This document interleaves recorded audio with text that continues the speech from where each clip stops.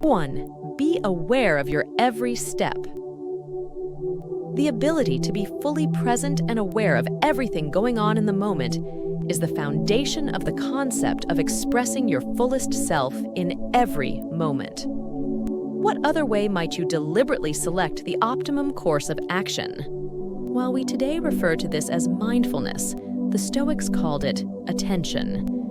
Vigorous attention to the performance of the task in hand with precise analysis, with unaffected dignity, with human sympathy, with dispassionate justice, as Marcus Aurelius put it, is what we should be doing. Imagine yourself strolling along the beach in your bare feet when all of a sudden there's a stretch covered in shards of glass. Now you walk very carefully, watching your every move like a hawk to avoid hurting yourself. That is the level of concentration that a Stoic learner needs to give every action. When we allow our minds to wander, we act without intention, make foolish decisions, and behave contrary to our better judgment. And that's precisely when we need mindfulness the most, right when we stumble. Seneca states, "The first step to salvation is a consciousness of wrongdoing." Before you can fix something, you have to catch yourself doing it. The essential spiritual attitude of the Stoics is attention, as author Pierre Hadot argues. It is an ongoing state of mental alertness and presence, self-awareness that never goes to sleep, and tension in the spirit.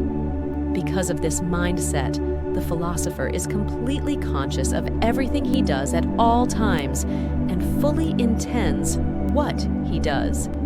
Even if being perfect is unachievable, Epictetus states that we should try our best and be content if by never remitting this attention, we shall escape at least a few errors. 2. Always test your impressions. When something occurs, we have an impression of it, frequently interpret it as fact, and then behave in accordance with that perception. This is often an instinctive response that occurs without conscious thought. But if we blindly follow our first thoughts, we run the risk of having external circumstances throw us off. We start to rely on our experiences. Thankfully, there's not much time between what occurs and how you respond to it. That's where your power is. The gap gives you the opportunity to test the initial impression, refuse to endorse it, and then voluntarily decide how to respond. It gives you the ability to deliberate before you act, which is quite powerful. It gives you the key to your perfect conduct, since it gives you the option to act in a calm, sensible, and forgiving manner. A true Stoic must refrain from acting rashly.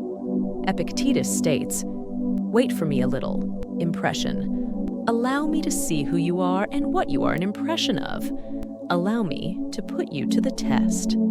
Instead of letting the vividness of the impression sweep you off your feet, saying no to things others can't resist and doing things others detest doing are qualities that come with having the requisite self-discipline and avoidance of impulsive decisions. As you can see, evaluating your perceptions is actually a fundamental trait of all aspirant Stoics. 3. Focus on what you control, of things over which we have some control and others not. These are the opening words of the Enchiridion of Epictetus. His main message was that we should constantly make the best use of what is in our power and take the rest as it happens. There are things that are within our control and things that are not. So what is it that we can influence? Just 2 things: our free will decisions and deeds. We are free to choose how we wish to respond to circumstances and what they mean to us. We also have the option to act in a way that reflects our ideal selves.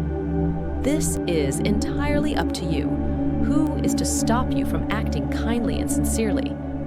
Marcus Aurelius always reminded himself of the freedom nature had given him to decide what to do and how to develop his own personality. He added, "There are many other qualities to cultivate. People cannot admire you for what nature has given you. So demonstrate the values that are entirely within your control, such as honesty, decency, perseverance, self-control, contentment, frugality, kindness, independence, simplicity, discretion, and magnanimity. The only person who can prevent you from developing these traits is yourself. Like life, poker is a game where any hand can win. It's not up to you, even though you would rather have a healthy wife and a double ace. It is up to you how you handle the current circumstance. After the cards are handed, all you can do is accept that it's too late to make any changes, and instead of wishing for a better hand, just the strength to play it as well as you can. As a Stoic, you understand that the results are determined by how well you give during the process. An admirable player, then, is one who plays to the best of his abilities, regardless of the cards he is dealt, and one who takes whatever comes out with composure. Giving it his utmost with the cards he's been handed is all he can do.